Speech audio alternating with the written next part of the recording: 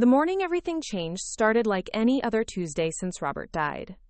I was sitting at my kitchen table in our cramped studio apartment, surrounded by medical bills that seemed to multiply overnight, staring at a piece of mail that made absolutely no sense. The envelope was thick, expensive-looking cream paper, with gold embossing that practically screamed money. My name, Grace Martinez, was written in elegant script across the front, but what caught my attention was the return address, Blackwood Associates, Estate Planning, Beverly Hills. I turned the envelope over in my hands, feeling its weight. This wasn't some sympathy card or final medical bill. Before we jump back in, tell us where you're tuning in from, and if this story touches you, make sure you're subscribed, because tomorrow, I've saved something extra special for you. This was something else entirely, something that felt important in a way that scared me. My fingers trembled as I opened it, still wearing the same faded pajamas I'd been living in for the past 2 weeks, since we buried Robert in that awful ceremony where his family made it crystal clear that I didn't belong. The letter inside was formal, typed on matching letterhead, requesting my immediate presence for a matter concerning the estate of Robert James Martinez. I read it 3 times before the words started to make sense, and even then, they didn't make any sense at all. Robert didn't have an estate. We lived paycheck to paycheck in East LA, sharing a studio apartment that was smaller than most people's closets.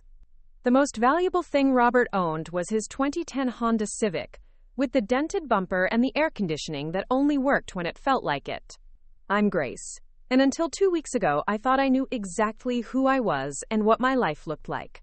I was the girl from the wrong side of the tracks who somehow convinced the sweetest man in the world to marry her, even though his family never let me forget that I wasn't good enough for him. I was the woman who worked double shifts at Rosie's Diner on Sunset Boulevard, serving coffee and pierogies to truckers and late-night party kids, coming home every night smelling like grease and cigarettes. I was the wife who clipped coupons and shopped at thrift stores and felt guilty every time I bought myself something that wasn't absolutely necessary. Robert and I met 7 years ago when he came into the diner during one of my overnight shifts. It was 3 a.m, and I was the only waitress on duty, dead on my feet after pulling a double because Maria had called in sick again. He ordered black coffee and apple pie, and when I brought it to his table, he looked up at me with these incredible brown eyes and said, "You look exhausted. When's the last time you sat down?" Most customers either ignored me completely or treated me like I was part of the furniture, but Robert saw me, really saw me. He stayed until my shift ended at 6, drinking coffee and making conversation, asking about my life like it actually mattered to someone. When I told him I was taking classes at the community college, trying to get my associate's degree in business administration, his whole face lit up like I'd told him I was studying at Harvard. We started dating 3 weeks later, and from the very beginning, Robert's family made their feelings about me perfectly clear. His mother, Evelyn Martinez, was a retired teacher who lived in a beautiful house in Pasadena that had been in their family for generations. His sister Monica was married to a successful lawyer and lived in an even bigger house in Manhattan Beach. His brother Carlos was a doctor with a practice in Beverly Hills. And then there was me, Grace Hernandez from East LA, whose own mother cleaned houses for a living and whose father had disappeared when I was 12. The first time Robert brought me to a family dinner, I spent 3 hours getting ready in our tiny bathroom, trying to make my Target dress look like something more expensive. I'd saved up for weeks to buy it, and it was the nicest thing I owned, but the moment I walked into that pristine dining room with its crystal chandelier and fine china, I felt like a fraud. Evelyn took one look at me, and her smile became so forced it looked painful. Monica asked what I did for work, and when I told her I was a waitress, she said, "Oh, how interesting," in a tone that made it clear she found it anything but interesting. Throughout dinner, they talked about people I'd never heard of, places I'd never been, experiences I couldn't relate to. Robert tried to include me in the conversation, but every attempt just highlighted how different I was from them. When Monica mentioned their family's annual ski trip to Aspen, Robert suggested they could plan something I could join, and the silence that followed was so thick, you could have cut it with a knife. Evelyn finally said, "Well, I'm sure Grace has to work," as if working for a living was some kind of character flaw. But Robert never made me feel ashamed of who I was or where I came from. He was proud of me, proud of how hard I worked, proud of the fact that I was putting myself through school while supporting myself. He'd brag to his coworkers about my Dean's List grades and tell anyone who would listen about how I'd managed to save enough money to help my mom fix her car when it broke down. Robert worked as a maintenance supervisor for a property management company, and he was good with his hands, always fixing things around our apartment building in exchange for reduced rent. We got married at a small church in my neighborhood, and Robert's family attended but made it clear they were there under protest. Evelyn wore black like she was attending a funeral, and Monica spent the entire reception checking her phone.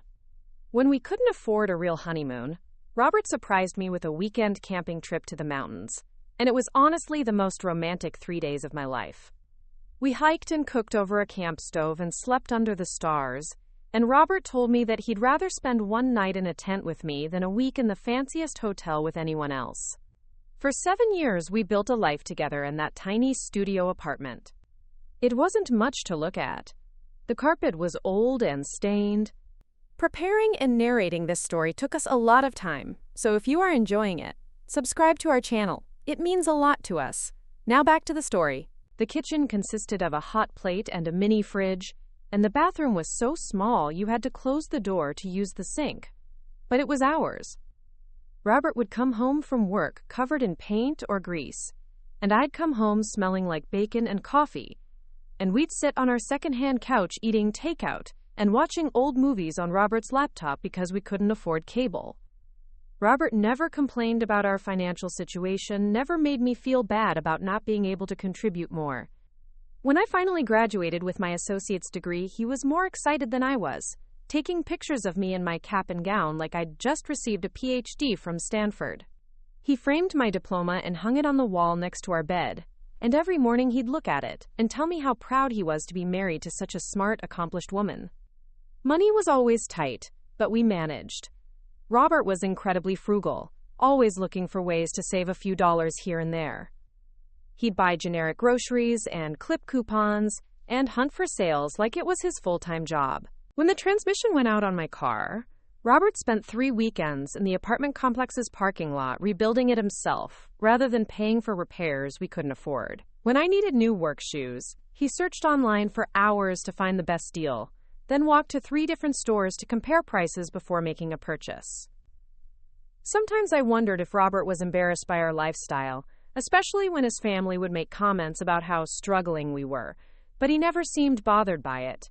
He'd tell me that money didn't matter as long as we had each other, and that the happiest people he knew weren't necessarily the richest. He said he'd rather live in a cardboard box with me than in a mansion without me, and I believed him because of the way he looked at me when he said it. The heart attack came without warning on a Thursday morning in March.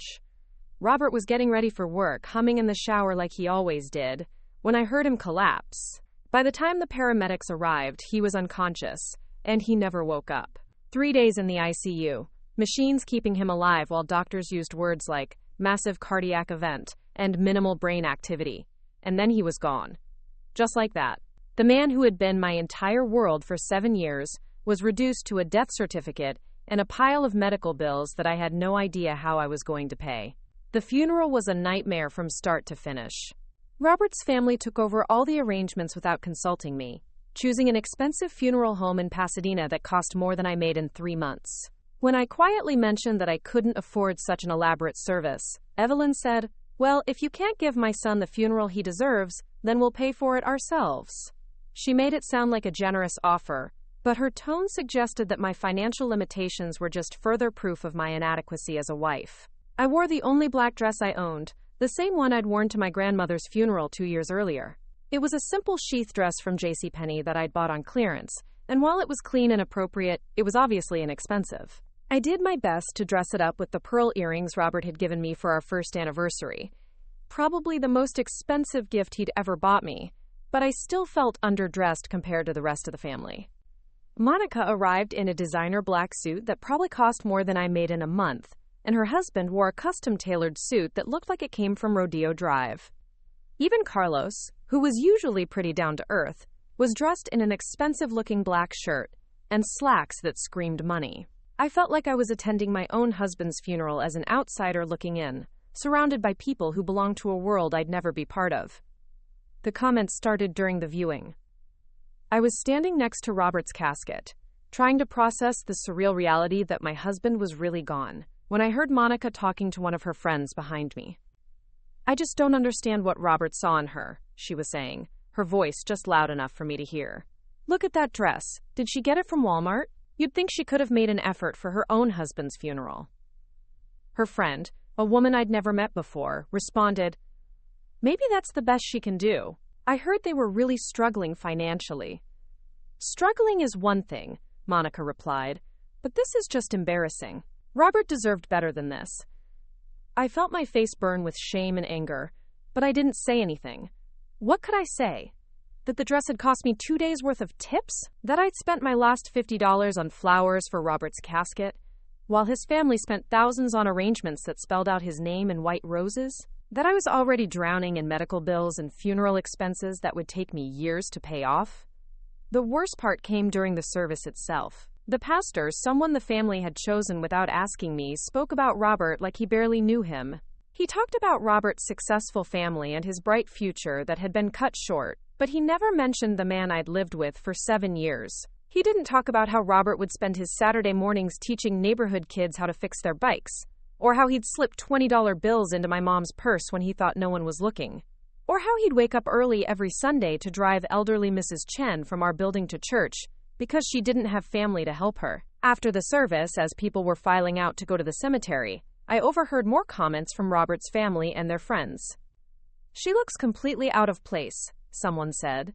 "Poor Robert, having to support her all these years," said another. "I wonder what will happen to her now. She probably can't even afford that apartment without Robert's income." The truth was, they were right about that last part. Without Robert's steady paycheck from the property management company, I had no idea how I was going to survive. The diner job barely paid enough to cover my basic expenses, even when Robert was contributing to our household, and now I was facing thousands of dollars in medical bills and funeral costs on top of our regular monthly expenses. At the cemetery, I stood alone next to the grave while Robert's family formed their own clusters several feet away. No one invited me to stand with them. No one offered me a tissue when I started crying. No one acknowledged that I had just lost my husband and my best friend and my entire future in one devastating moment. I felt like a stranger at my own husband's funeral, watching from the sidelines as other people grieved for the man I'd shared my life with. After the burial, there was a reception at Evelyn's house, and I almost didn't go. I knew I wouldn't be welcome, knew that I'd spend the entire time feeling awkward and out of place, while Robert's family and their friends shared memories I wasn't part of, and talked about a version of Robert I didn't recognize. But in the end, I went because I couldn't bear the thought of going back to our empty apartment just yet. The reception was exactly as awful as I'd expected. Evelyn's house was full of people I'd never met, all of them dressed in expensive black clothing and speaking in the hushed, reverent tones that people use at funerals. There were elaborate flower arrangements everywhere, and a table full of catered food that probably cost more than I spent on groceries in a month.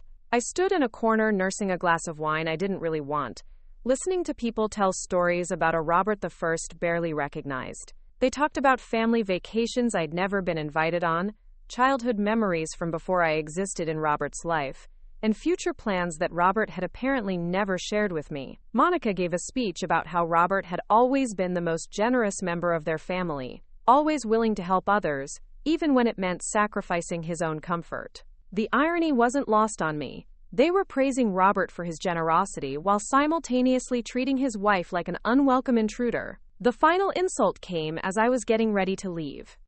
I was saying goodbye to Evelyn, trying to be polite despite everything, when she handed me an envelope. "This is for you, dear," she said with that same forced smile she'd been giving me for 7 years. "A little something to help with expenses." Inside was a check for $500, and a note that read, "We know Robert would want us to help you get back on your feet.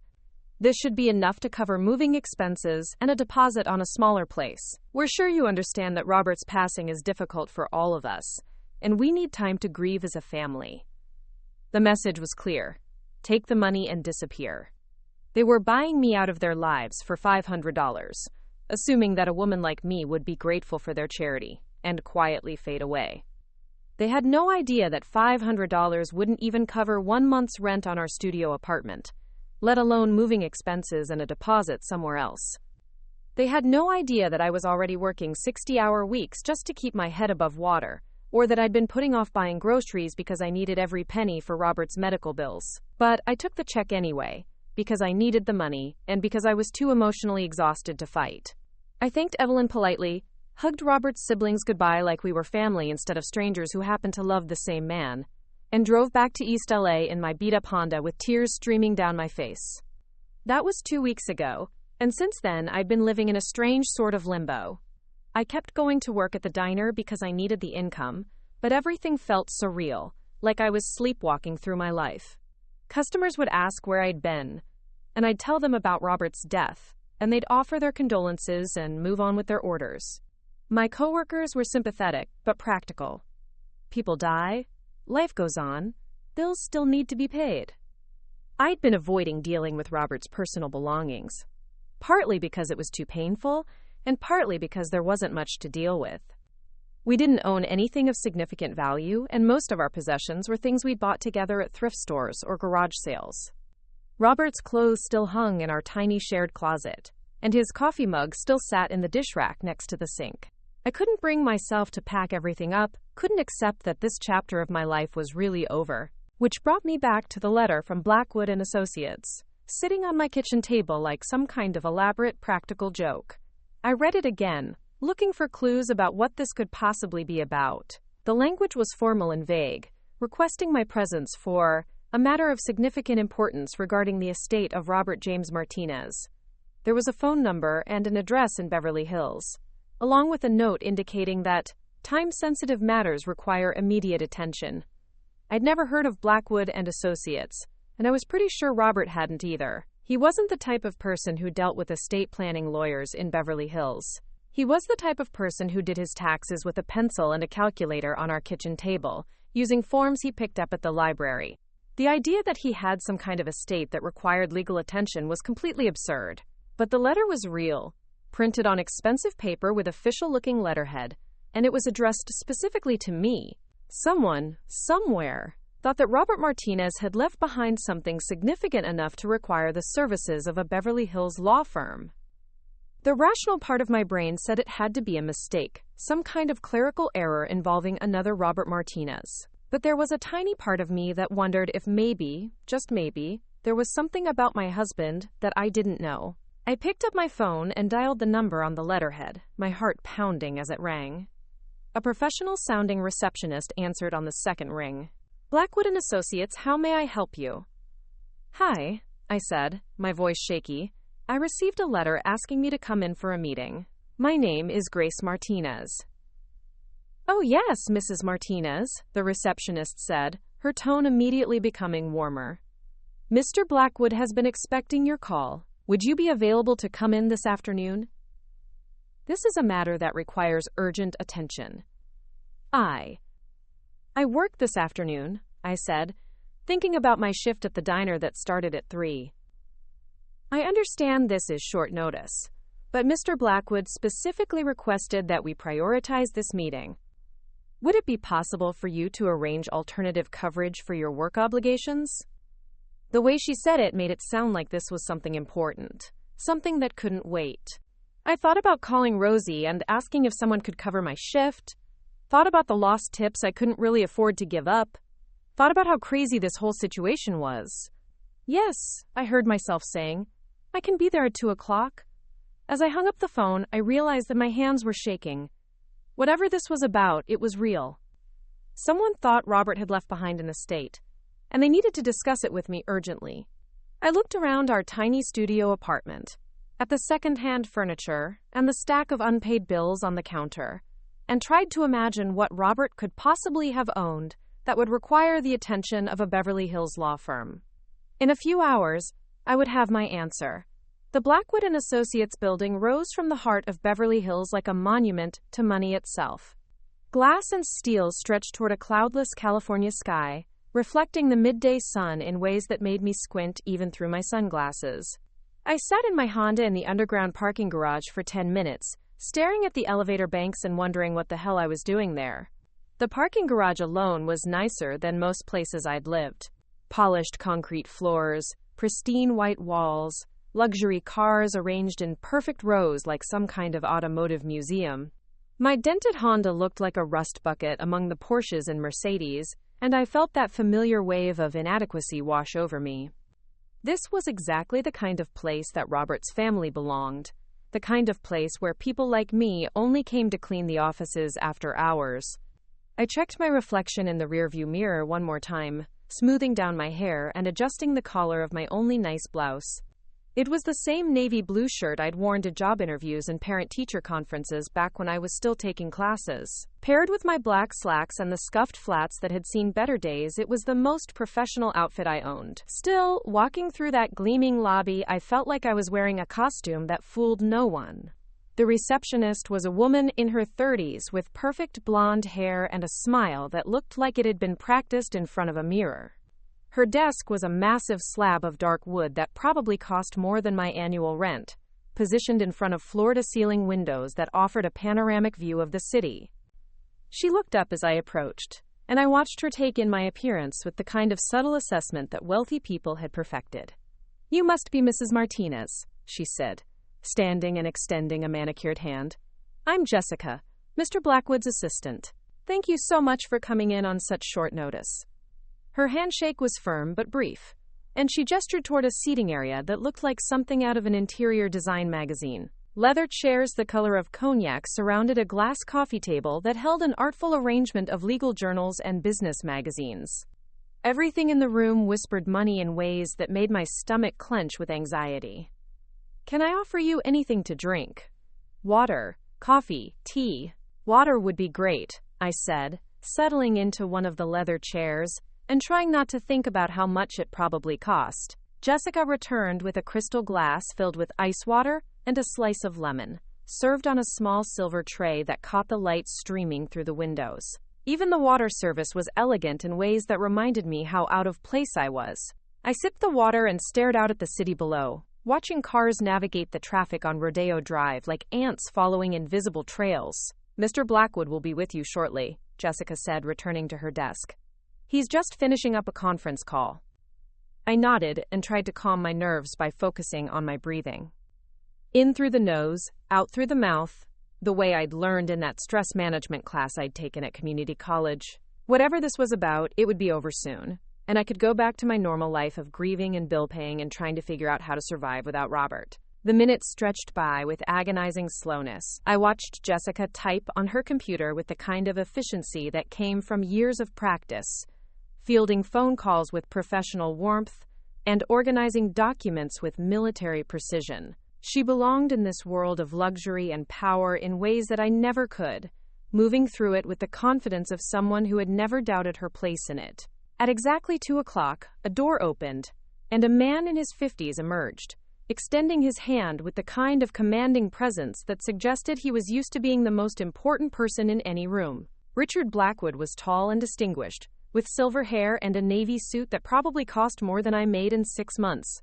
His handshake was warm but firm, and when he smiled, I noticed that his teeth were perfectly straight and impossibly white. "Mrs. Martinez, thank you for coming in today. I know this must be a difficult time for you, and I appreciate you making time for this meeting." His voice was smooth and cultured, with the kind of accent that suggested expensive schools and exclusive clubs.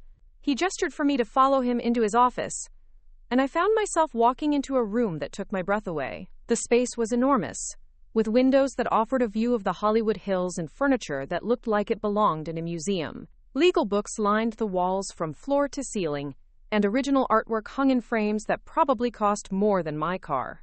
"Please, have a seat," Mr. Blackwood said, settling behind a desk that was large enough to serve dinner for 8. I realized that my letter must have come as something of a surprise. "That's putting it mildly," I said, perching on the edge of a chair that was so plush I felt like I might sink into it completely. "I'm not sure why I'm here, to be honest. Robert and I didn't have much in the way of assets." Mr. Blackwood opened a thick folder that was sitting on his desk, scanning the contents with the kind of careful attention that lawyers were famous for. "Mrs. Martinez, how long were you married to Robert?" 7 years, I said. "We met at the diner where I work, and we got married about 6 months later." "And during those 7 years, did Robert ever mention having any investments or property beyond your shared apartment?" I shook my head, feeling more confused by the minute. No, nothing like that. We lived paycheck to paycheck. Robert worked maintenance for a property management company, and I wait tables. We barely had enough money to cover our basic expenses, let alone investments.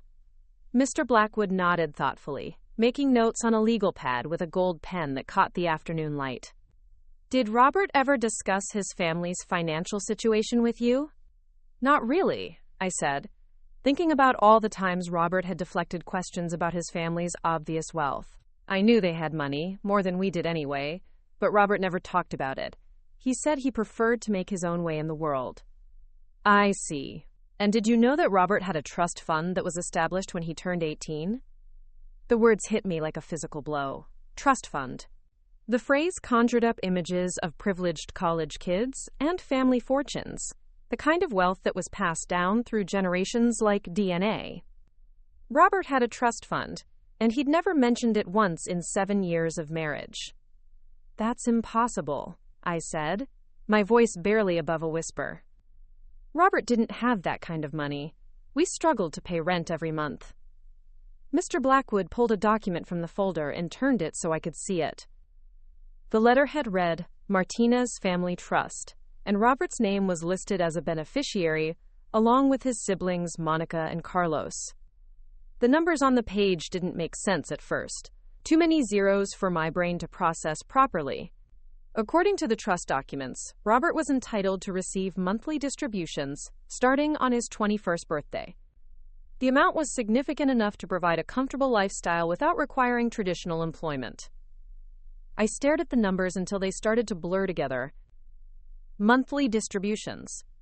Robert had been receiving money every month for years, money that could have paid our rent and bought groceries and covered the cost of my tuition. Money that could have given us the kind of security that I'd only dreamed about. Where did the money go? I asked, my voice cracking with emotion. If Robert was getting all this money, where is it? Mr. Blackwood pulled out another document, this one showing a series of bank accounts that I'd never heard of. The balances were staggering, numbers that represented more money than I'd ever imagined having access to. Robert had been secretly wealthy the entire time we'd been together, maintaining separate accounts that he'd hidden from me completely. It appears that Robert chose not to access the majority of his trust fund distributions. Instead, he allowed them to accumulate in various investment accounts and certificates of deposit. The total value of these assets at the time of his death was approximately $12 million. The room started to spin around me, and I gripped the arms of my chair to keep from falling over. $12 million. Robert had been worth $12 million, and I'd been working double shifts at a diner to help pay for groceries. I'd been clipping coupons and shopping at thrift stores while my husband had enough money sitting in bank accounts to buy a mansion in Beverly Hills. I don't understand, I said, tears starting to stream down my face. Why would he hide this from me? Why would he let me struggle when he had all this money? Mr. Blackwood reached into his desk drawer and pulled out a box of tissues, sliding them across the desk with the kind of practiced compassion that suggested he'd dealt with similar situations before. Mrs. Martinez, there's more to this story that I think will help explain Robert's motivations. But before we continue, I need to ask you some questions about your relationship with Robert's family. I wiped my eyes and tried to compose myself, but my hands were shaking so badly that I could barely hold the tissue. What kind of questions? How would you describe their attitude toward you, particularly when you and Robert first got together?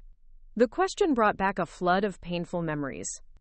Family dinners where I'd been ignored or condescended to? Conversations that stopped when I entered a room. The constant feeling that I was being judged and found wanting. Robert's family had never made any secret of their disapproval of me, but I'd assumed it was just because I came from a different social class. They never liked me, I said honestly. They thought I was beneath Robert, that I was only with him for his money. Which is ironic, considering I had no idea he had any money. Did they ever express these concerns directly to Robert? I thought about all the times Robert had come home from family gatherings, looking upset or frustrated. All the phone calls he'd taken in another room with hushed, tense voices. I'd always assumed his family was just being typically difficult, but now I wondered if there had been more serious conversations happening behind closed doors. Robert never told me specifically what they said, but I got the impression that they weren't happy about our relationship. They barely spoke to me at family events, and they never invited me to anything that wasn't absolutely mandatory. Mr. Blackwood made more notes on his legal pad, and I could see that he was building towards something important. The careful way he was asking questions suggested that there was a larger story emerging, something that would help explain why Robert had hidden his wealth from me for 7 years. Mrs. Martinez, I'm going to share some information with you that may be difficult to hear. Robert came to see me about 3 months before his death, and he was very specific about his wishes regarding his estate and his family. My heart started pounding again. 3 months before his death, Robert had been here in this office, making arrangements that he'd never mentioned to me. He'd been planning for a future that didn't include him, making decisions about money I didn't know existed. What did he tell you? Mr. Blackwood opened another folder, this one containing handwritten notes in Robert's familiar scrawl. Seeing his handwriting again was like being punched in the stomach, and I had to take several deep breaths to keep from breaking down completely. Robert told me that he had been living under an assumed identity for the past 7 years. Not a false identity exactly, but a deliberately simplified version of his real circumstances.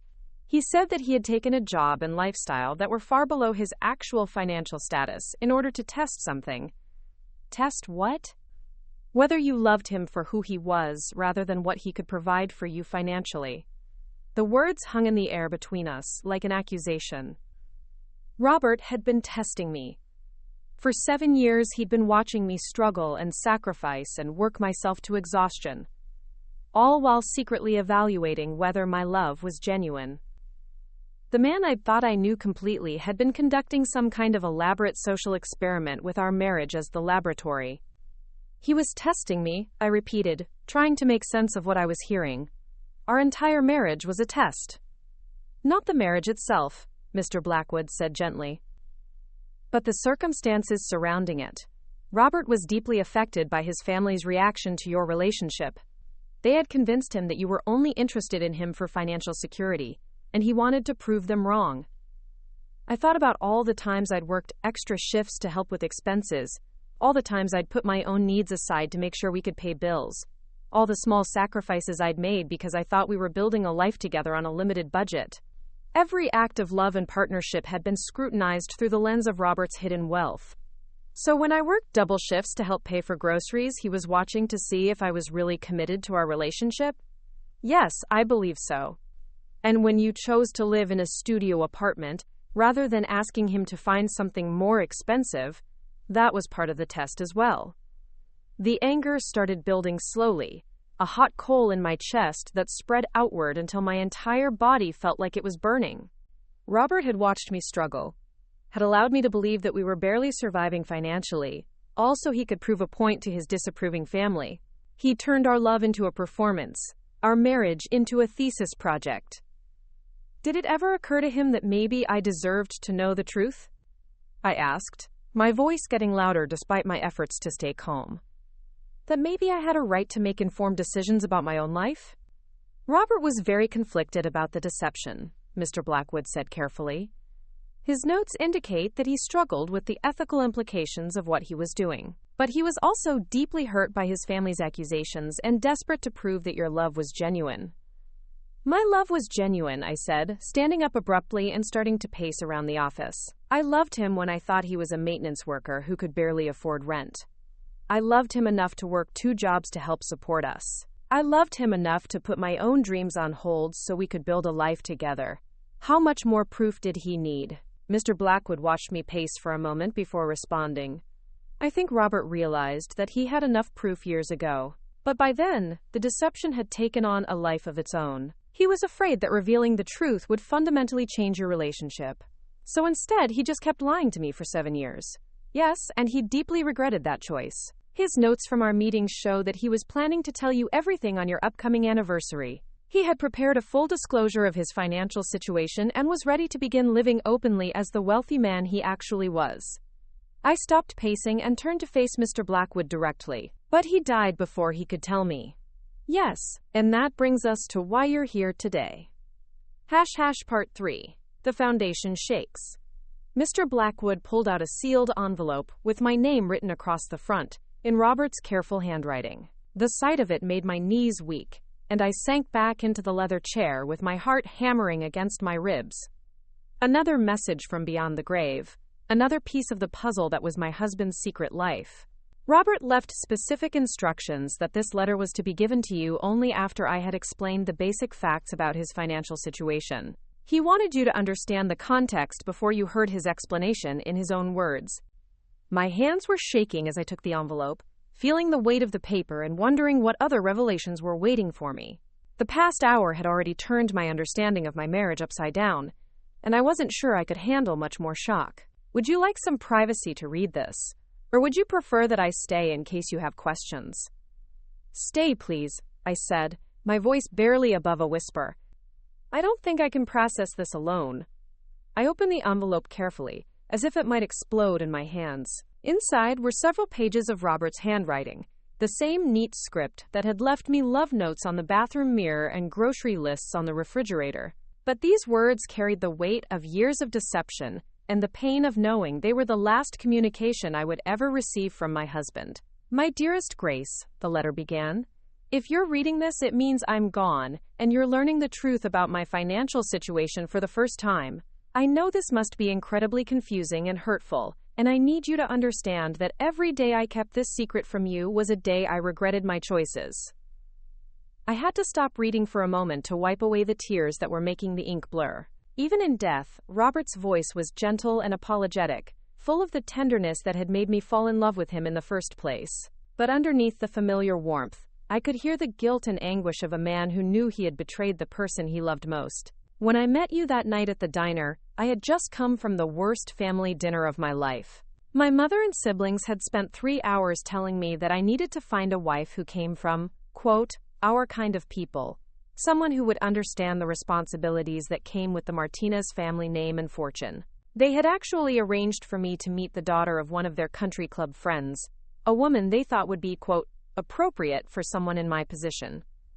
I looked up at Mr. Blackwood, who was watching me with the kind of professional sympathy that attorneys probably learned in law school. Did you know about this arranged meeting? Robert mentioned it during one of our sessions. He said it was the catalyst for many of the decisions he made afterward. I returned to the letter, dreading what I might learn about the early days of our relationship. I left that dinner feeling sick and angry and desperate to escape from the suffocating world of expectations and obligations that had defined my entire life. I drove around for hours before ending up at your diner, and when you brought me coffee and pie, you looked at me like I was just another customer, not the heir to a family fortune. The memory of that night came flooding back with painful clarity. Robert had seemed sad and lost when he walked into the diner, like someone who was carrying a weight too heavy for his shoulders. I'd assumed he was having relationship problems or work stress, the kind of everyday difficulties that brought people to all-night diners at 3 a.m. When you asked me what I did for work, I panicked and told you I was in maintenance, which was technically true since I had been helping manage some of the family's rental properties. But I let you assume that I was a regular working guy, and when you didn't seem impressed or disappointed by my modest profession, I felt something I had never experienced before. You were interested in me as a person, not as a financial opportunity. I remembered that conversation with startling detail. Robert had seemed almost surprised when I didn't ask follow-up questions about his job or his income, when I focused instead on his interests and his sense of humor, and the way he listened to my stories about difficult customers with genuine attention. Over the next few weeks, as we started dating, I told myself that I would reveal the truth about my background once I was sure you were genuinely interested in me. But then you started talking about how much you respected people who worked honest jobs and supported themselves, and how you had never trusted men who flashed money around to impress women. You seemed so proud of our simple lifestyle, so happy with our modest apartment and our thrift store furniture. The letter continued for several pages, chronicling Robert's internal struggle as our relationship deepened and the deception became more complicated. He wrote about watching me work double shifts and feeling guilty for not offering to pay our bills, about seeing me worry over money and knowing he could solve all our financial problems with a single phone call. The worst part was watching you sacrifice your own dreams because you thought we couldn't afford them. When you turned down that scholarship to finish your bachelor's degree because the cost was too high, I wanted to tell you the truth immediately. I had more than enough money to pay for your education and still have millions left over. But I was terrified that revealing my wealth would change everything between us. I remembered that scholarship, a partial funding opportunity for working adults that would have allowed me to complete my 4-year degree. The remaining costs had been manageable for a wealthy person, but impossible for someone living on a diner waitress's salary. I'd convinced myself that I didn't really need the degree, that I was happy with my associate's certificate and my job at the diner. My family's reaction to our engagement only made things worse. They were convinced that you were a gold digger who had somehow discovered my financial status and was using that knowledge to manipulate me. When I told them how hard you worked and how little you asked for, they said you were just playing a long game, waiting for the right moment to reveal your true intentions. The accusations stung, even reading them secondhand. Robert's family had constructed an elaborate narrative about my motivations, without ever bothering to get to know me as a person. They had decided I was a fortune hunter and interpreted every action through that lens, never considering that their son might be genuinely loved for his character rather than his bank account. I decided that the only way to prove them wrong was to continue living as a working-class couple and see if you would still love me after years of financial struggle. I thought that if you stayed with me through lean times, if you continued to support our relationship even when money was tight, it would be undeniable proof that your feelings were genuine. The twisted logic of Robert's plan was starting to become clear. He had created an artificial test of my devotion, manufacturing financial hardship to see if I would pass some arbitrary standard of authentic love. But in doing so, he had denied both of us the comfort and security that his wealth could have provided. What I didn't realize was how much the deception would cost us both. I watched you work yourself to exhaustion, watched you go without things you needed, watched you put your dreams on hold, all while I had the power to make your life easier and chose not to use it. By the time I understood how cruel the test had become, I was trapped by my own lies. The letter went on to describe Robert's growing guilt and his multiple attempts to find a way to reveal the truth without destroying our relationship. He had consulted with therapists and attorneys, trying to find a path forward that would allow him to come clean without making me feel like our entire marriage had been built on deception. 3 months ago, I finally made the decision to tell you everything on our 7th anniversary. I had planned to take you to the most expensive restaurant in the city, to give you the diamond ring you deserved instead of the modest band we had chosen when we thought money was tight, to show you the house I had been secretly shopping for, where we could start our real life together. My breath caught in my throat. Robert had been planning a complete revelation, a dramatic transformation of our circumstances that would have changed everything about how we lived.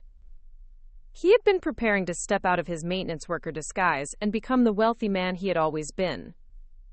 I was going to explain everything to my family first, to make them understand that you had proven your love beyond any reasonable doubt. I was going to invite them to our anniversary dinner so they could apologize to you and welcome you properly into the family. I thought we could finally put the lies and tests behind us and begin living honestly. The cruel irony of the timing wasn't lost on me.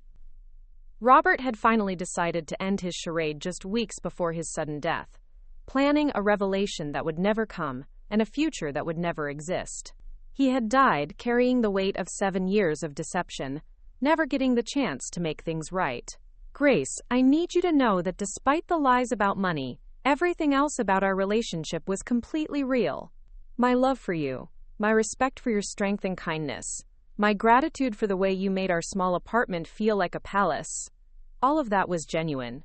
You gave me the happiest 7 years of my life, and I will regret until my dying day that I didn't have the courage to trust you with the complete truth sooner. I was sobbing openly now, clutching the letter to my chest like it could somehow bring Robert back to explain himself in person. The man I had loved and trusted completely had been living a double life, but his feelings for me had been real, even if his circumstances had been fabricated. The money is yours now, all of it, and I hope you will use it to build the life you deserve to have all along. Go back to school, travel the world, buy yourself beautiful things, and never work another double shift, unless you choose to. But more than that, I hope you can find it in your heart to forgive me for the choices I made, out of fear and insecurity. The letter ended with Robert's signature and a postscript that made me laugh despite my tears. P.S. The apartment building where we lived is actually one of my properties. You never have to worry about rent again, but you might want to talk to the landlord about getting a bigger place.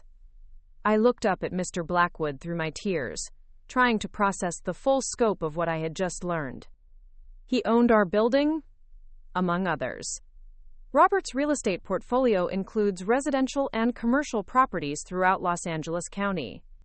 You're now one of the largest property owners in the city. The information was so overwhelming that my brain seemed to shut down temporarily. I had gone from working-class widow to multi-millionaire real estate mogul in the space of a single afternoon, and I had no idea what to do with any of it. How much money are we talking about exactly? Mr. Blackwood consulted his files again, running his finger down a list of numbers that seemed to go on forever. The liquid assets total approximately $12 million, as I mentioned earlier. The real estate portfolio is worth an additional $18 million, conservatively estimated. There are also investment accounts, retirement funds, and other assets that bring the total estate value to just over $35 million. $35 million. The number was so large that it felt abstract, like talking about the distance to the moon or the number of stars in the galaxy. I had never even seen $1 million, let alone owned 35 times that amount. What happens now? I asked, feeling completely out of my depth. Now we need to discuss Robert's will and the specific provisions he made for his family. Part 4, The Hidden History. Mr. Blackwood pulled out another thick folder, this one labeled with official-looking court documents and legal seals. As he opened it, I caught a glimpse of Robert's will, a document that was far more complex than anything I would have expected from the simple maintenance worker I thought I had married. Robert's will is quite detailed, and it includes some unusual provisions that I think you need to understand in context. He spent considerable time crafting language that would address not only the distribution of his assets, but also the family dynamics that had shaped so many of his decisions. I shifted in my chair, trying to prepare myself for whatever new revelations were coming. Each piece of information had been more shocking than the last, and I was starting to feel like I was drowning in secrets and surprises. Before we get to the specific bequests, I need to explain some background about the Martinez family dynamics that influenced Robert's thinking. Are you familiar with the source of the family wealth? I shook my head. Robert had always been vague about his family's money, and I had assumed it was just the typical wealth that accumulated over generations of professional careers and good investments. The Martinez fortune was built by Robert's grandfather, Eduardo Martinez, who immigrated from Mexico in the 1940s and started a small construction company. Eduardo was incredibly hardworking and business-savvy, and over the course of 30 years, he built his company into one of the largest commercial construction firms in Southern California.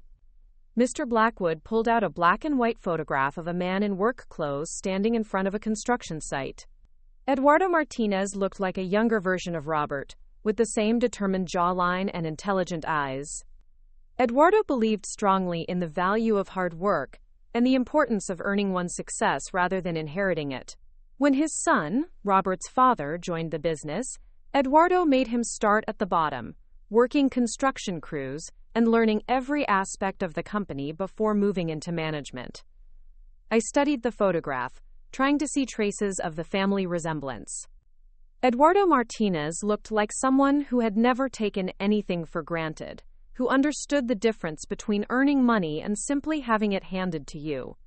When Eduardo died in 1985, he left specific instructions about how the family wealth was to be managed. He established trust funds for his grandchildren, but with strict conditions about how the money could be accessed and used. What kind of conditions? The trust funds were designed to provide financial security without creating dependency. Each grandchild could access modest monthly distributions starting at age 21, but the bulk of their inheritance was tied to specific milestones: marriage, homeownership, starting a business, or reaching age 35. The structure sounded like something a thoughtful parent might create to ensure their children learned the value of money and work. But I was starting to understand that Robert's relationship with his inheritance had been more complicated than a simple trust fund distribution. Eduardo also included provisions that allowed the trustees to withhold distributions if they believed a beneficiary was making poor decisions or being taken advantage of by others. He was particularly concerned about protecting the family wealth from fortune hunters and opportunistic relationships.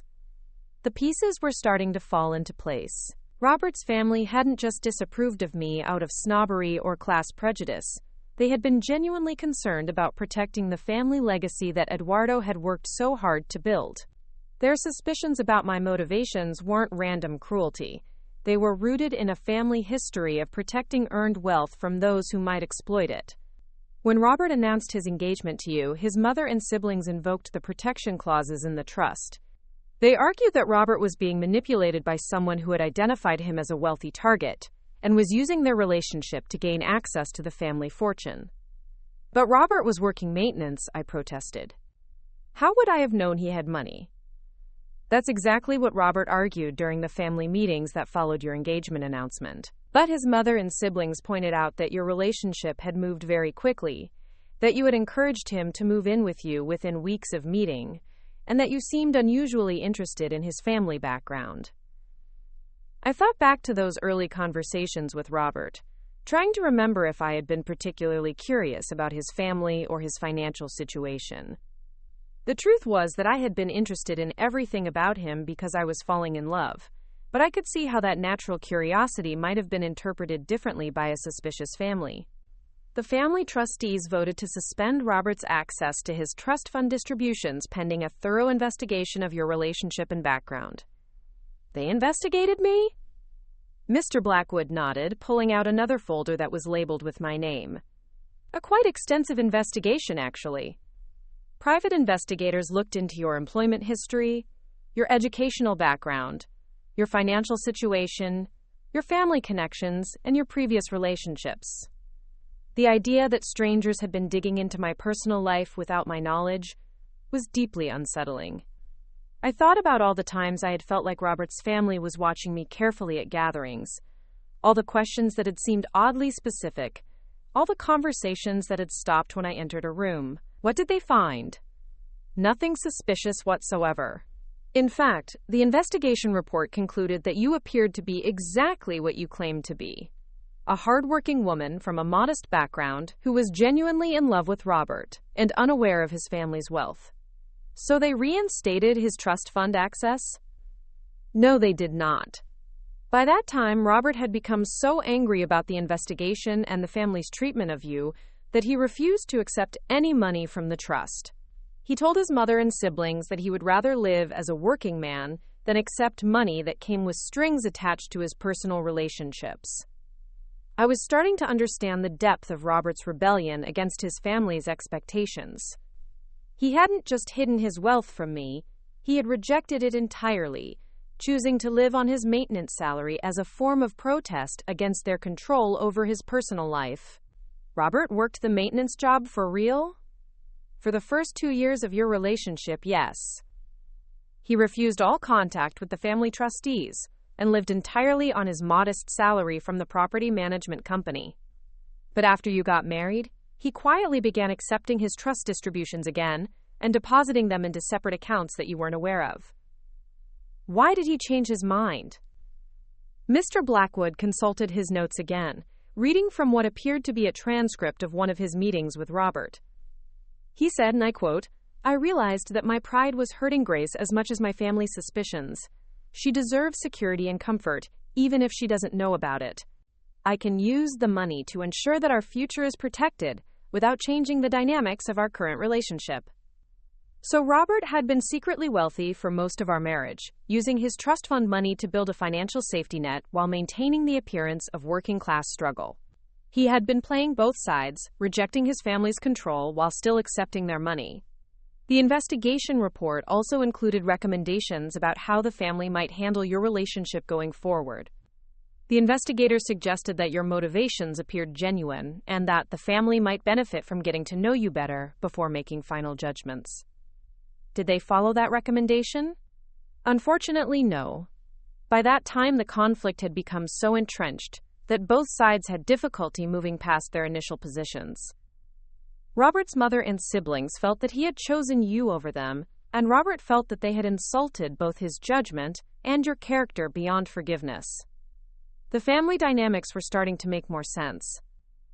What I had interpreted as simple dislike or class snobbery had actually been a complex power struggle over money, loyalty, and family control.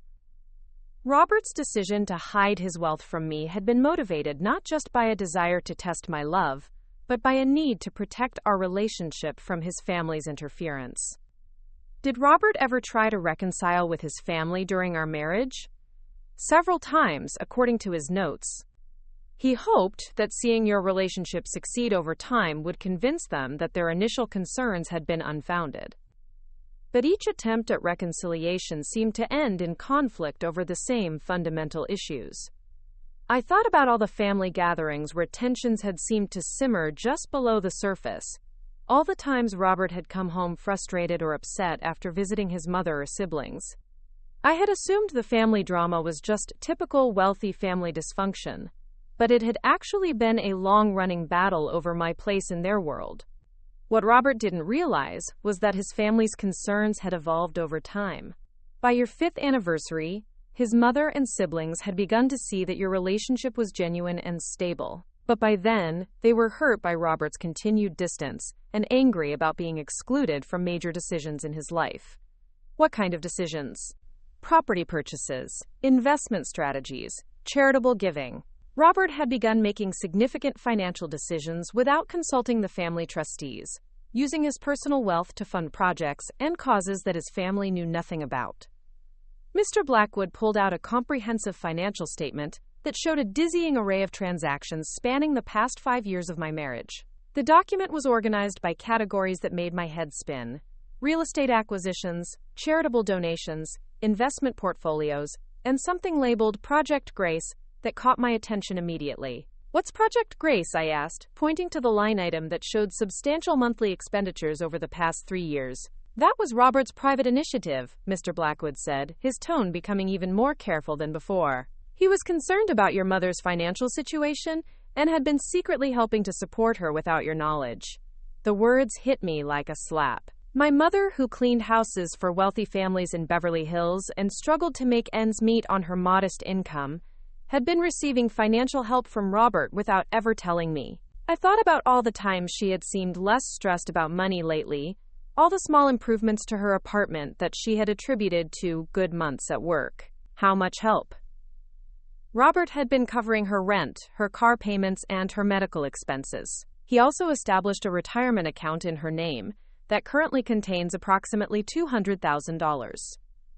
I felt like the ground was shifting beneath me again. My mother, who had raised me to be fiercely independent and never accept charity from anyone, had been accepting substantial financial assistance from my husband, while I worked double shifts to help pay our grocery bills. The betrayal felt almost as sharp as Robert's deception about his own wealth. Did she know where the money was coming from? Robert told her that he had received a promotion at work and wanted to help family members who had supported him. He swore her to secrecy because he said he didn't want you to feel obligated to help other family members if word got around about his improved financial situation. Another lie, another manipulation of the people I loved most. Robert had created an elaborate web of deception that involved not just me but my mother, convincing her to participate in his charade while keeping me completely in the dark. Your mother did ask him several times if you knew about the assistance, and Robert assured her that you were aware but preferred not to discuss financial matters with family. She believed that you were being discreet rather than being deceived. I thought about all the phone conversations I'd had with my mother over the past few years, all the times she had mentioned small windfalls or unexpected good fortune that had allowed her to fix her car or take a vacation. She had been lying to me as much as Robert had, participating in a conspiracy of kindness that had excluded me from decisions about my own family. "There's more to Project Grace," Mr. Blackwood continued, turning to another section of the financial report. "Robert had also been secretly funding your education. What do you mean? The community college where you completed your associate's degree had a scholarship program for working adults that was funded by an anonymous donor. Robert established and funded that scholarship specifically to cover your tuition and expenses without you knowing the money was coming from him. The revelation was staggering in its implications. My proudest achievement, the college degree that I had worked so hard to earn while balancing a full-time job, had been secretly subsidized by my husband's hidden wealth. The independence and self-reliance that I had valued so highly had been an illusion carefully maintained by Robert's financial manipulation. The scholarship was competitive and merit-based, Mr. Blackwood added quickly, apparently seeing the expression on my face. Robert funded the program, but he didn't control the selection process. You earned that scholarship through your academic performance and your personal essay about overcoming financial obstacles. But the comfort he was trying to offer felt hollow. Robert had created the very obstacles I had written about overcoming, manufacturing financial hardship, while secretly ensuring that I would have the resources to succeed academically. My entire sense of accomplishment felt tainted by the knowledge that it had been orchestrated by someone who was playing puppet master with my life. Was there anything in my life that was real? I asked, my voice rising with anger and frustration. Anything that wasn't part of Robert's elaborate social experiment? Mr. Blackwood closed the financial report and leaned back in his chair, his expression thoughtful. Mrs. Martinez, I understand why you're feeling manipulated and betrayed. Robert's methods were certainly unorthodox and ethically questionable, but I think it's important to understand that his motivations came from a place of love and protectiveness, even if his execution was misguided. Love doesn't involve lying to someone for 7 years, I said, standing up and beginning to pace around the office again. Love doesn't involve watching your spouse struggle when you have the power to help them. Love doesn't involve turning your marriage into a psychological experiment. You're absolutely right, Mr. Blackwood agreed. And Robert came to understand that himself, which is why he was planning to reveal everything to you. He pulled out another document, this one handwritten in Robert's familiar script. This is a timeline that Robert created, showing exactly how he planned to tell you the truth. He had been working on it for months, trying to find a way to reveal his deception without destroying your relationship. I took the document reluctantly, not sure I wanted to see more evidence of Robert's careful planning and manipulation. The timeline was detailed and methodical, showing a gradual revelation process that would have taken place over several weeks leading up to our anniversary. Step 1 was going to be a conversation about your family's financial security. Robert planned to tell you that he had received a substantial promotion and bonus that would allow us to help your mother and improve our own living situation. I could picture that conversation, could imagine Robert sitting me down with excitement and relief to share what I would have assumed was wonderful news about his career advancement. I would have been so happy for him, so proud of his success, never suspecting that he was finally beginning to reveal a truth he had hidden for years. Step 2 was going to be moving into a larger apartment, ostensibly to celebrate his promotion. He had already put a deposit down on a 2-bedroom place in a better neighborhood, with a proper kitchen, and a home office where you could continue your education. The apartment he was describing sounded like paradise compared to our cramped studio. A real kitchen where I could cook proper meals, a separate bedroom where we could have privacy and storage space, an office where I could study without having to clear textbooks off the dining table every night. Step 3 was the anniversary dinner, where he planned to give you the engagement ring he had actually wanted to buy 7 years earlier. He had been working with a jeweler to design something that would represent both your original modest engagement and the life he wanted to build with you going forward. I looked down at my left hand, at the simple gold band that Robert and I had chosen together when we thought we were living on a tight budget. It was a pretty ring, and I had always treasured it because it represented our commitment to each other. But knowing that Robert could have afforded something more elaborate, and had chosen not to give it to me, felt like another small betrayal. Step 4 was the full financial disclosure, where he planned to show you the bank statements, the investment accounts, and the real estate portfolio. He wanted you to understand the complete scope of his wealth and to begin making decisions together about how to use it. And step 5? Step 5 was introducing you to his family as the woman who had proven beyond any doubt that she loved him for himself rather than his money. He was planning to invite them to a dinner party where he would publicly apologize for excluding them from your relationship and ask them to welcome you properly into the family.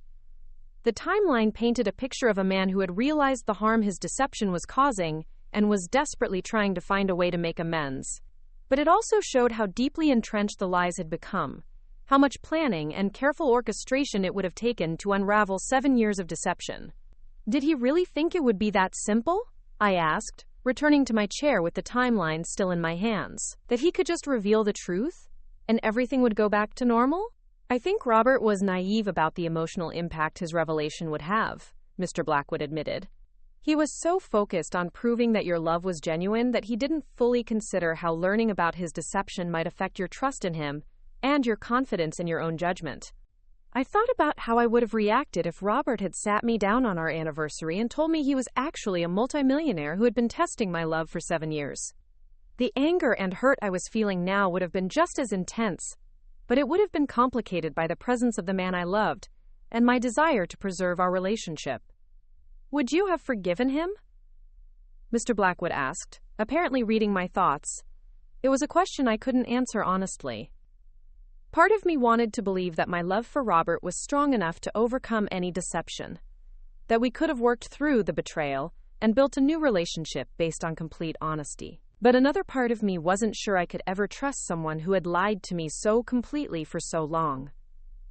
I don't know, I said finally. I guess we'll never find out. Mr. Blackwood nodded sympathetically and pulled out another folder, this one thicker than all the previous documents combined. There's one more aspect of Robert's situation that I need to explain before we discuss his will and your current legal position. More secrets?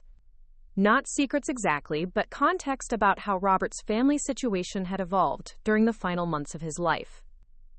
The dynamics between Robert and his family had begun to change significantly in the time leading up to his death. I braced myself for another revelation, another piece of information that would further complicate my understanding of the man I thought I had known completely. About 6 months before Robert died, his sister Monica's husband filed for divorce. It was an acrimonious split that involved allegations of financial impropriety and asset hiding. Monica found herself in a position where she needed substantial legal assistance and financial support to protect her interests in the divorce proceedings. Did Robert help her? Yes, extensively.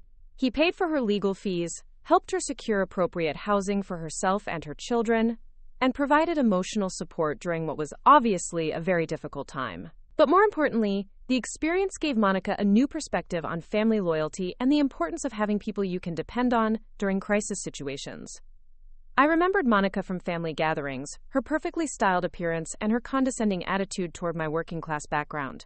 It was difficult to imagine her vulnerable and in need of help, but divorce could be devastating for anyone regardless of their social status.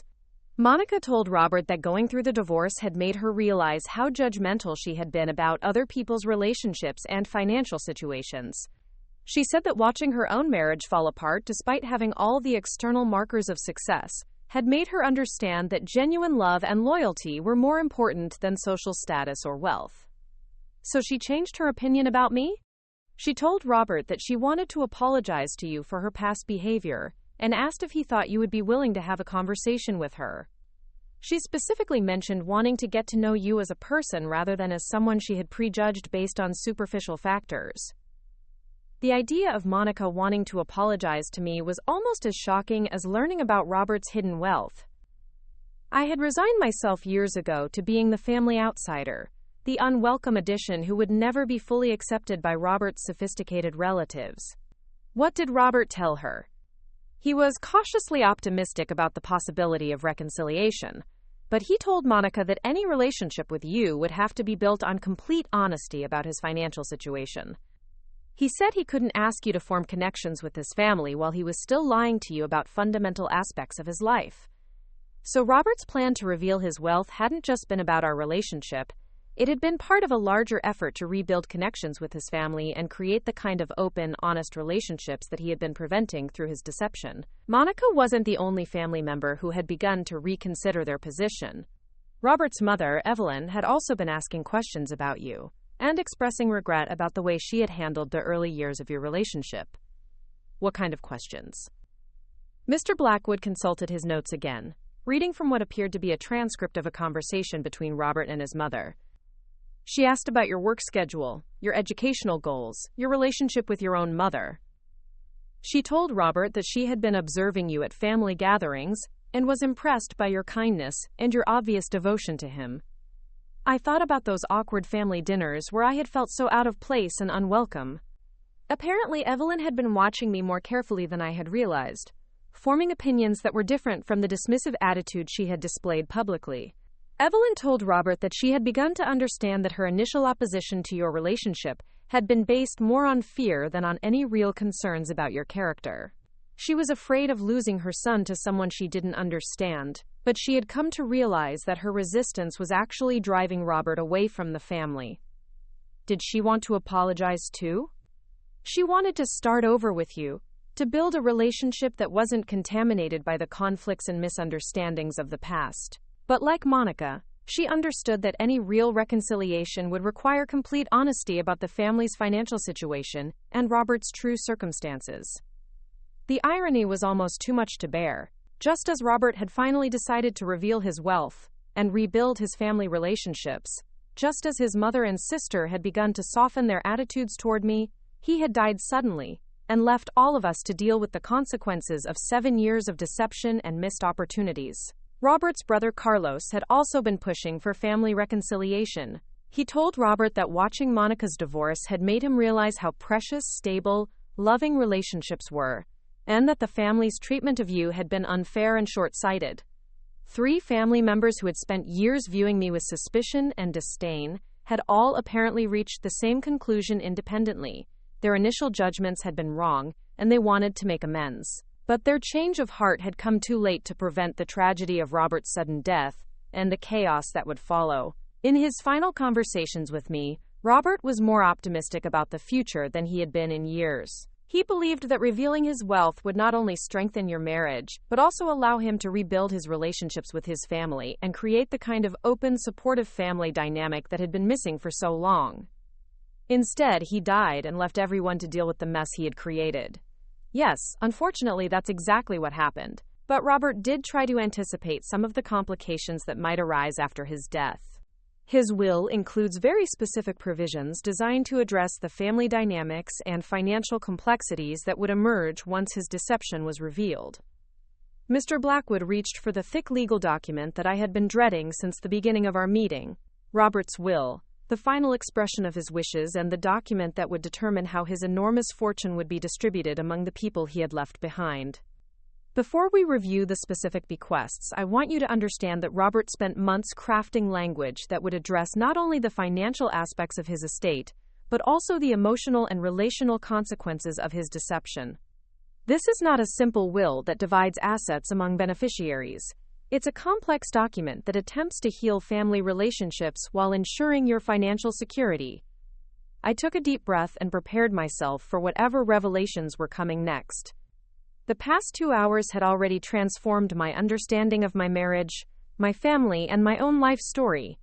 Robert's will would undoubtedly contain more surprises, more evidence of the careful planning and manipulation that had characterized his approach to relationships and money. Are you ready to hear Robert's final wishes?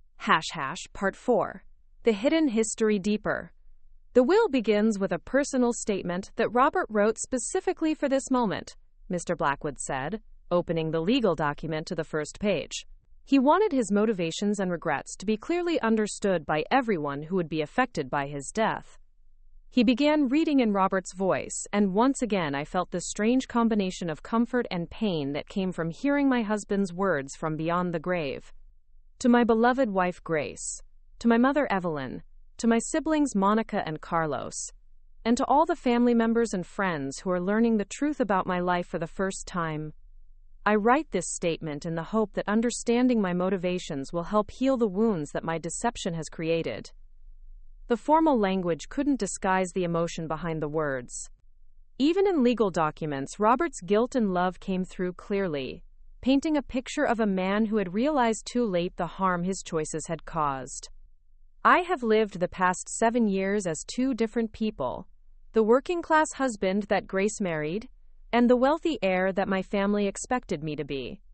This double life was not sustainable, and it was not fair to anyone involved. But it began from a place of love and a desire to protect the most important relationship in my life from the conflicts and expectations that had defined my family for generations. Mr. Blackwood paused in his reading to look at me directly. Robert goes on to explain the specific family dynamics that influenced his decision to hide his wealth, including some history that I don't think you're aware of. What kind of history? The Martinez family had experienced fortune hunters before. Robert's older cousin, Miguel, had married a woman who turned out to be primarily interested in accessing the family trust fund. The marriage ended in a bitter divorce that cost the family several $1 million and created a great deal of suspicion about the motivations of anyone who became romantically involved with family members. I was starting to understand that Robert's family's concerns about me hadn't been entirely unreasonable given their past experiences.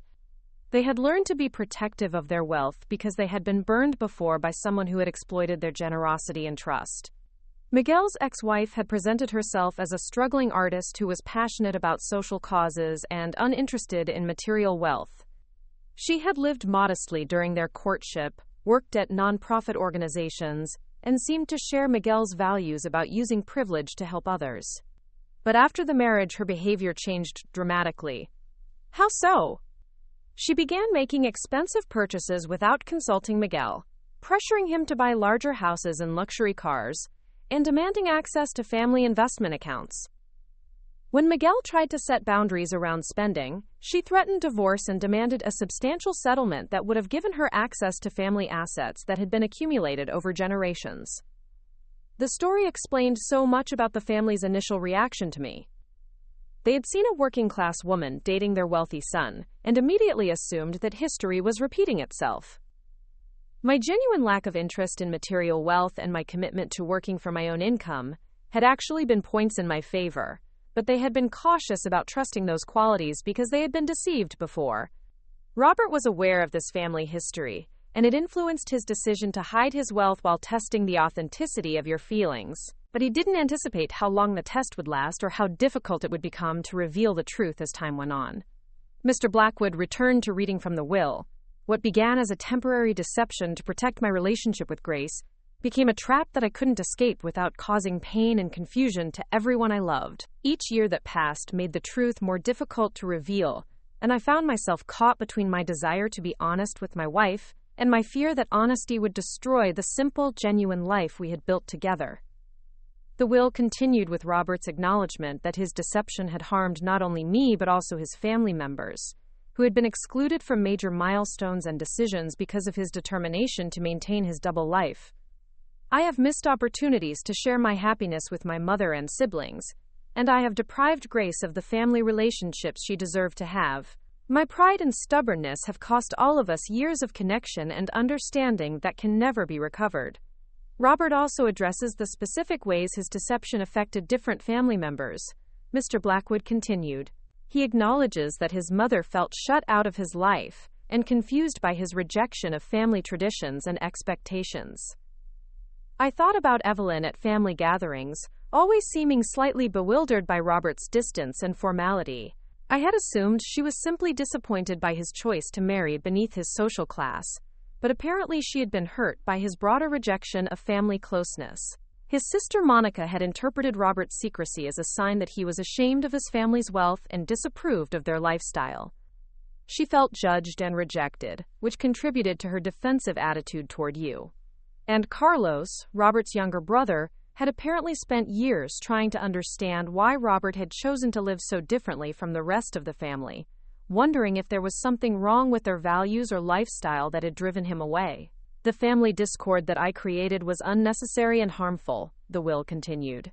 Grace is a remarkable woman who would have been welcomed warmly into our family if I had been brave enough to introduce her honestly from the beginning. My mother and siblings are generous, loving people who would have embraced Grace as a daughter and sister if they had been given the opportunity to know her without the complications created by my deception. Mr. Blackwood looked up from the document again. This is where Robert begins to outline his plan for posthumous reconciliation. He hoped that his death would create an opportunity for everyone to start over with complete honesty and mutual understanding. How did he think that would work? He structured his will to require family cooperation and communication. The way the assets are distributed creates incentives for everyone to work together rather than simply taking their inheritance and going their separate ways. The idea that Robert was still trying to orchestrate family dynamics from beyond the grave was both touching and frustrating. Even in death, he was attempting to control outcomes and manipulate relationships, albeit with better intentions than his lifetime deceptions. Robert also included detailed explanations of his financial decisions over the years, including the secret assistance he provided to your mother and the scholarship program he funded for your education. He wanted everyone to understand that his wealth had been used thoughtfully and generously, even if those actions had been hidden. Mr. Blackwood turned to a section of the will that appeared to be several pages long. This portion documents Robert's charitable giving over the past 5 years. He donated millions of dollars to causes related to education, healthcare, and poverty relief. But he did so anonymously to avoid publicity or family conflicts about philanthropic priorities. Another secret. Another layer of Robert's hidden life that I was learning about for the first time. While I had been struggling to pay our basic expenses, my husband had been quietly giving away vast sums of money to help people in need. The generosity was admirable, but the secrecy felt like another betrayal of our partnership. The largest single donation was $5 million to establish a foundation that provides emergency financial assistance to families dealing with medical crises. Robert funded this foundation after watching your family struggle with your grandmother's medical expenses before she died. I remembered those final months of my grandmother's life, when my mother had exhausted her savings trying to pay for treatments that insurance didn't cover. I had contributed what little I could from my diner income, but it had felt impossibly inadequate in the face of mounting medical bills. If I had known that Robert had the resources to help, I would have begged him to assist my family during that desperate time. Robert wrote that watching your family's financial stress during your grandmother's illness was one of the most difficult periods of his deception. He wanted desperately to help, but he couldn't do so without revealing his wealth. Instead, he established the foundation to help other families facing similar crises. The foundation was Robert's way of channeling his guilt and helplessness into something positive. But it didn't diminish the pain of knowing that my grandmother had suffered unnecessarily, while my husband hoarded wealth that could have made her final months more comfortable. There's also documentation of Robert's business investments during your marriage. He used his trust fund money to acquire additional real estate properties, start several small businesses, and make strategic investments that substantially increased his net worth over the 7 years you were together. What kinds of businesses? A chain of affordable housing developments designed to provide quality rental properties for working families. A medical equipment company that specializes in making healthcare technology more accessible and affordable. A scholarship program for first-generation college students from immigrant families. Each business venture reflected Robert's values and his desire to use his wealth for social good, but they also represented major life decisions that he had made without consulting me. He had been building a business empire while I believed we were struggling to pay rent, creating a legacy that I knew nothing about. Robert also invested in several startup companies founded by women and minorities, particularly those focused on education and healthcare innovation. His investment portfolio includes stakes in more than 20 companies that align with his philanthropic interests. The scope of Robert's financial activities was overwhelming. He hadn't just been hiding his wealth. He had been actively building and deploying it in ways that reflected sophisticated business judgment and a commitment to social responsibility.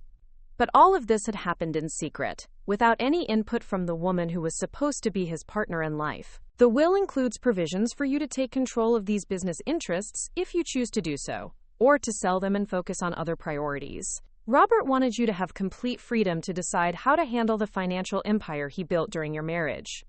The idea of suddenly becoming responsible for multiple businesses and investment portfolios was terrifying. I had no experience with high-level financial management, no knowledge of business operations, no connections in the wealthy circles where these kinds of decisions were made. Robert anticipated that concern as well. He arranged for a team of financial advisors, business managers, and attorneys to assist you with any decisions you need to make. You're not expected to handle any of this alone. But even with professional assistance, the prospect of managing Robert's financial legacy felt overwhelming. I had gone from worrying about paying the electric bill to being responsible for millions of dollars in assets and investments that affected dozens of other people's livelihoods. There's one more aspect of Robert's financial history that you need to understand before we discuss the will's specific bequests, Mr. Blackwood said, pulling out yet another folder. Robert had been planning to reveal his wealth to you for more than a year before his death, and he had been making specific preparations for that revelation. What kind of preparations? He had been working with a family therapist who specializes in wealth-related relationship issues. He wanted professional guidance on how to handle the disclosure without damaging your marriage or your sense of self-worth. The idea that Robert had been in therapy, discussing our relationship with a stranger while I remained completely unaware of the issues he was grappling with, felt like another betrayal. He had been seeking professional help for problems that I didn't even know existed. The therapist's notes indicate that Robert was deeply conflicted about his deception and genuinely afraid that revealing the truth would destroy your relationship. But he was also beginning to understand that continuing the deception was equally destructive. What did the therapist recommend? A gradual disclosure process similar to the timeline I showed you earlier, combined with couples counseling to help both of you process the revelation and rebuild trust. Robert had already scheduled the first counseling session for the week after your anniversary. So Robert had been planning not just to tell me the truth, but to get professional help dealing with the aftermath of his deception. He had understood that our relationship would need serious work to survive such a fundamental betrayal of trust. The therapist also recommended that Robert involve his family in the disclosure process, since their relationships had been damaged by his secrecy as well. The plan was for everyone to participate in family counseling sessions designed to address the years of conflict and misunderstanding. Robert's plan for revealing his wealth had been comprehensive and thoughtful, involving professional guidance and a commitment to repairing all the relationships that had been damaged by his deception. But like so many of his careful plans, it had been rendered meaningless by his sudden death. Now, Mr. Blackwood said, closing the folder and returning to the will itself, let me explain how Robert hoped to achieve these goals of family reconciliation and honest relationships through the structure of his bequests. Part 5. The Guardian's Justification. The will's bequests section was unlike anything I could have imagined. Rather than simply listing who would receive what assets, Robert had created a complex document that read more like a family therapy session than a legal instrument. Each bequest came with detailed explanations of his reasoning and specific requirements designed to encourage family healing and communication. To my beloved wife Grace, Mr. Blackwood read, I leave the entirety of my liquid assets, including all bank accounts, investment portfolios, and business interests. This includes approximately $12 million in various accounts and investment vehicles, as well as controlling interests in the companies I established during our marriage. The numbers were still surreal, but I was beginning to process the reality that I was now a very wealthy woman. Everything I had worried about financially, my mother's medical bills, my own future security, the ability to go back to school or pursue dreams I had abandoned, could now be solved with money I never knew existed. However, Mr.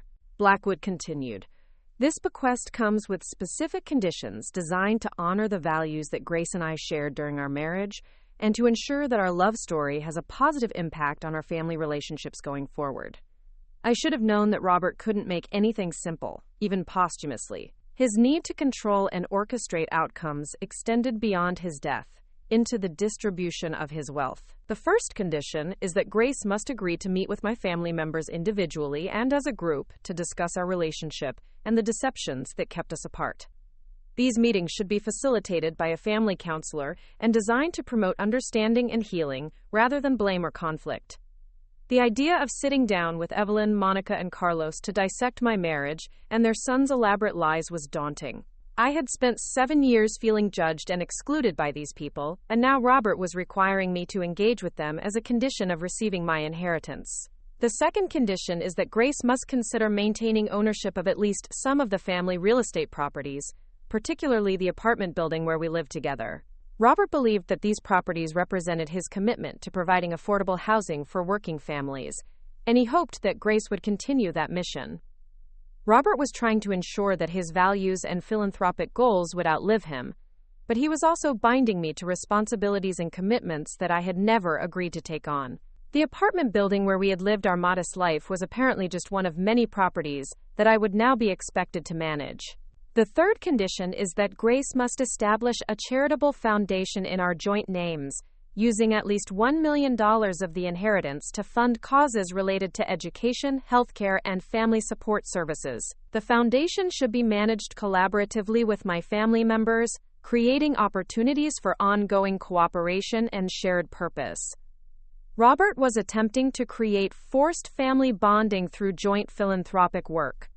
His belief that shared charitable activities would overcome years of conflict and misunderstanding was touchingly naive, but it also felt manipulative in its assumption that I would want to work closely with people who had spent years making me feel unwelcome. Robert also addresses his family members individually, Mr. Blackwood continued, turning to the next section of the will. To my mother, Evelyn Martinez, I leave the family home in Pasadena and all of its contents, along with a trust fund of $2 million to ensure her comfort and security for the remainder of her life. But there are conditions for Evelyn's inheritance as well? Yes, several important ones. Evelyn must agree to participate in family counseling sessions with Grace and commit to building a genuine relationship with her daughter-in-law. She must also publicly acknowledge her past treatment of Grace and take responsibility for the role her suspicions played in the family conflicts. Robert was requiring his mother to essentially apologize and make amends as a condition of receiving her inheritance. The approach felt heavy-handed, but I could understand his desire to ensure that his death would lead to healing rather than continued division. Evelyn must also agree to share family history and traditions with Grace, including photo albums, family recipes, and stories about Robert's childhood that she was previously excluded from. Robert wanted Grace to understand her place in the family legacy and to feel welcomed into the Martinez history. The idea of Evelyn sharing intimate family memories with me, of finally being included in the stories and traditions that I had always observed from the outside, was both appealing and terrifying. I wasn't sure I was ready for that level of intimacy with someone who had spent years viewing me with suspicion. To my sister Monica, Mr. Blackwood continued, I leave a trust fund of $1.5 million, along with forgiveness for the conflicts that have kept us apart, in hope for a future relationship built on honesty and mutual respect. What are Monica's conditions? Monica must write a formal letter of apology to Grace, acknowledging the specific ways she contributed to family discord and expressing genuine remorse for her past behavior. She must also commit to including Grace in future family celebrations and traditions as a full and equal family member. The requirement for written apologies felt awkward and forced, but I supposed Robert wanted to ensure that his family's change of heart was documented and sincere rather than superficial. Monica must also agree to serve on the board of the charitable foundation that Grace will establish, contributing her time and energy to philanthropic work that honors the family's values and commitment to social responsibility. Robert was creating a framework for ongoing family cooperation that would require his sister to work closely with me on a regular basis.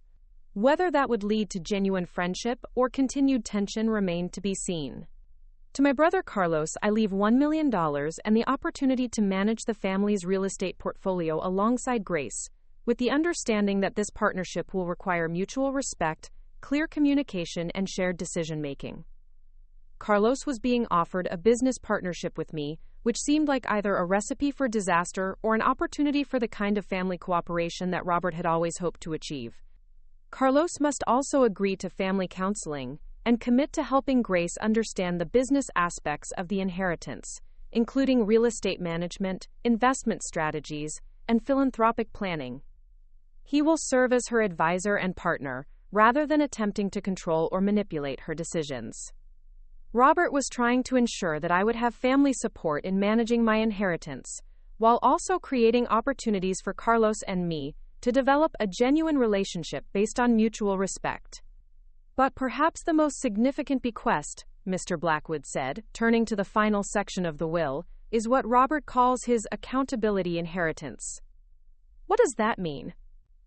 Robert left detailed instructions for how his deception should be publicly acknowledged and what steps should be taken to ensure that other people don't suffer similar harm from family wealth-related conflicts. Mr. Blackwood pulled out a separate document that appeared to be several pages long.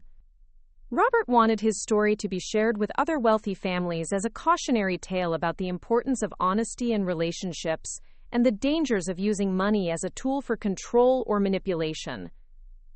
He wanted our private business made public?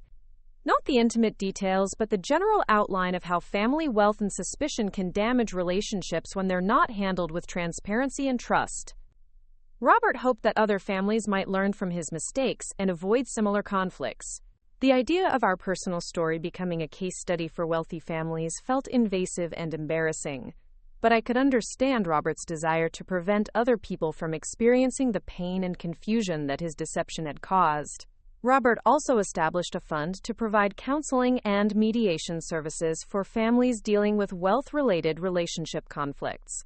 I stood up from the leather chair and walked to Mr. Blackwood's window, staring down at the pristine streets of Beverly Hills.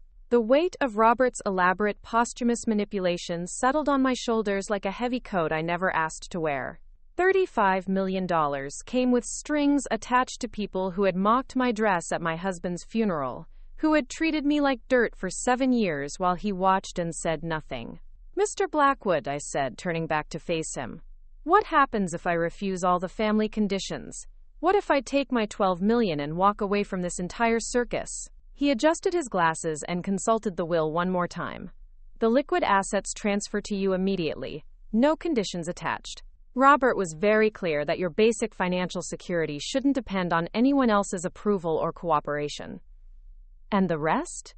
The business interests, real estate portfolio, and additional investment accounts would be liquidated and donated to charity after 1 year if you declined to engage with the family reconciliation process.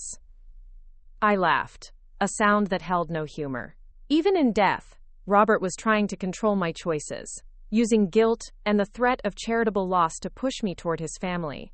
The same family that had whispered about my cheap dress while I grieved for the only man I'd ever loved. There's something else you should know, Mr. Blackwood continued, opening another folder. I received a call this morning from Monica Martinez. She wanted me to convey a message to you. My stomach clenched. What kind of message? She said, and I quote, "Tell Grace that we understand if she never wants to see us again. We know we don't deserve her forgiveness, and we won't contest whatever decision she makes about Robert's conditions. We just want her to know that we're sorry, and that Robert was right about her all along." The words hit harder than I expected.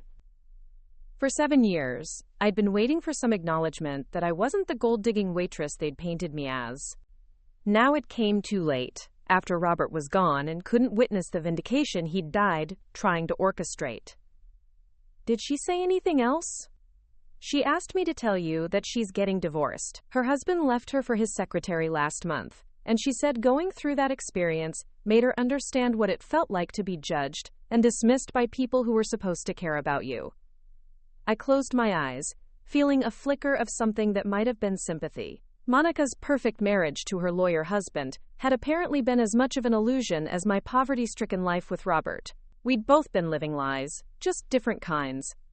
Mr. Blackwood, I need you to arrange a meeting. Not with the family therapist Robert recommended, not with all of them together in some group reconciliation session. I want to meet with Evelyn, Monica, and Carlos individually here in your office tomorrow. Are you sure? That's very quick, and emotions are still running high. I'm sure. I've spent 7 years being manipulated by someone who claimed to love me. I'm not spending another day being manipulated by his guilt from beyond the grave. If his family wants to apologize, they can do it face to face, without conditions or counseling or Robert's elaborate scripts. The next morning, Evelyn Martinez sat across from me in the same chair I'd occupied the day before. She looked smaller somehow, diminished by grief, and what I was beginning to recognize as genuine remorse. Her perfectly styled silver hair and expensive black suit couldn't hide the fact that she'd been crying. "Grace," she began, her voice shaking slightly. "I don't know where to start." "Start with the truth," I said. "Not the version Robert wanted you to tell me. Not what you think I want to hear. The truth about why you hated me from the moment we met." She was quiet for a long moment, staring at her hands. I was afraid, she said finally. Afraid of losing my son to someone I didn't understand. Robert's father died when he was 19, and Robert became the man of the family. When he brought you home, I saw how completely he loved you, and I panicked. You investigated me like I was a criminal. Yes, we did, and when the investigation showed that you were exactly what you appeared to be, it made me even more frightened. If you were genuinely good and loving, if Robert's feelings were real, then I couldn't control the situation. I couldn't protect him or protect the family legacy my husband had worked so hard to build. Evelyn looked up at me then, and I saw something I'd never seen before in her eyes. Vulnerability. Fear. The recognition that she'd made terrible choices based on her own insecurities. I convinced myself that no one could love Robert that completely without knowing about his wealth. I told myself that you had to be pretending, that eventually your true motivations would show. But year after year, you kept proving me wrong, and instead of admitting my mistake, I doubled down on my suspicions. You made me feel like I wasn't good enough for him. You weren't, she said, and I felt my anger flare until she continued. You were too good for him. Too good for all of us. You loved my son when you thought he was a maintenance worker. You worked double shifts to help pay bills while he hoarded millions. You put his needs before your own dreams and ambitions. What kind of mother watches that and still questions your motivations? Monica's meeting was shorter but somehow more painful. She sat rigidly in the chair, her designer composure cracking as she spoke. I was jealous, she said without preamble. Jealous that Robert found someone who loved him unconditionally while I was married to a man who saw me as a status symbol. Jealous that you seemed happy in your tiny apartment while I was miserable in my mansion. Jealous that you had something real while everything in my life was about appearances and expectations. So you took it out on me. I convinced myself that if I could prove you were fake, it would mean that real love didn't exist. That everyone was just playing the same game of social positioning that I was trapped in. I needed you to be a fraud because if you weren't, it meant I was the one living a lie. Carlos surprised me the most. Robert's younger brother had always seemed like the most reasonable family member, but his confession revealed depths of guilt I hadn't expected. I knew, he said simply. I knew what Robert was doing, and I never said anything to stop it. You knew he was lying to me? I figured it out about 3 years into your marriage. Robert was too knowledgeable about real estate markets, too sophisticated in his investment conversations, too comfortable with wealth for someone who was supposedly living paycheck to paycheck. But when I confronted him about it, he made me promise to keep his secret. Carlos had watched me struggle at family gatherings, had seen his mother and sister treat me with condescension and disdain, and had said nothing because Robert had asked him not to interfere. I told myself that it wasn't my place to get involved in Robert's marriage, that he knew what he was doing. But I should have told you. I should have told our mother and Monica that Robert was running some kind of test on you, that their suspicions were unfounded. By the time I'd heard from all 3 family members, I understood that Robert's deception had damaged everyone involved. His family had spent years feeling shut out and confused by his behavior, while I had spent years feeling unwelcome and judged. We'd all been victims of his inability to trust us with the truth. But understanding their motivations didn't automatically translate to forgiveness. They had still chosen to treat me poorly, still chosen to exclude me from family gatherings and conversations, still chosen to mock my dress at Robert's funeral while I was grieving. That evening, I called Mr. Blackwood with my decision. I'm taking the $12 million and walking away, I told him. I don't want the business interests, the real estate portfolio, or the family reconciliation. I don't want to manage Robert's charitable foundation or work with people who spent 7 years treating me like an intruder. Are you certain? This is a decision that can't be easily reversed. I'm certain. Robert's family can have each other, and they can donate the rest of his money to charity if that's what his will requires. I'm done being part of anyone else's elaborate social experiment. 6 months later, I was sitting on a beach in Costa Rica, watching the sunset paint the Pacific Ocean in shades of gold and crimson. The $12 million had given me freedom I'd never imagined possible. I'd quit my job at the diner, sold my few possessions, and left Los Angeles without looking back. I'd traveled to places I'd only seen in magazines, eaten food I'd only heard about, experienced cultures that had been completely foreign to me. But more than that, I discovered who I was when I wasn't worried about money or trying to fit into other people's expectations. The grief for Robert remained, but it was cleaner now. Uncomplicated by anger about his family or resentment about the inheritance conditions. I mourned the man I'd loved, while accepting that he'd made choices that had ultimately freed me from a life that had never really been mine to begin with. My phone buzzed with a text message from an unknown number. "Grace, this is Monica. I know you don't want to hear from us, but I wanted you to know that we donated Robert's remaining assets to establish a scholarship fund for working students like you were. We named it the Grace Martinez Foundation. You deserved better from all of us." I deleted the message without responding and walked back toward my beachfront cottage. The sunset was almost over, and I had dinner plans with the local family who had become my friends over the past few months. People who knew me as Grace, the American woman who was learning Spanish and helping out at the village school, not as the widow of a wealthy man or the target of a complicated family drama. Robert had tested my love and found it genuine. Now I was testing my own capacity for independence and discovered it was stronger than I'd ever imagined. The future stretched ahead of me like an endless horizon, full of possibilities that were entirely my own to choose. Up next, you've got 2 more standout stories right on your screen. If this one hit the mark, you won't want to pass these up. Just click and check them out.